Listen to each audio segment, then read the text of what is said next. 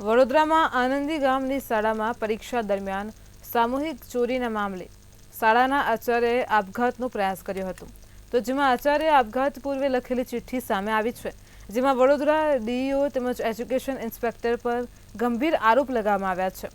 DEO વતી education inspector ગોહિલને 3 lakh રોકડા આપી દેવાનો ઉલ્લેખ કરેલો છે, તો હાલ આચાર્ય ખાનગી હોસ્પિટલમાં સારવાર હેઠળ છે।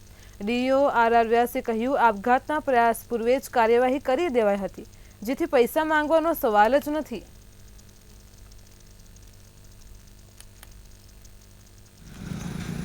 ત્યારે બંને ખંડ નિરીક્ષકો સાથે સેવકો અને આચાર્ય પોતે સ્વયં સ્વીકારે છે કે આ પ્રકારની તેઓ દ્વારા પ્રવૃત્તિ થતી હતી અને સ્વીકાર્યું ત્યારે સંચાલક મંડળને તે જ દિવસે આચાર્યશ્રીના હસ્તે જ વળતો પત્ર કે તેઓ વિરુદ્ધ નિયમ અનુસારની કાર્યવાહી કરવી અને ફરજ મોકૂફી ઉતારવા જે પરીક્ષાના વિનિયમોમાં જોગવાઈઓ છે તે મુજબ સ્પષ્ટ સૂચના તે જ દિવસે આપવામાં આવેલી હતી।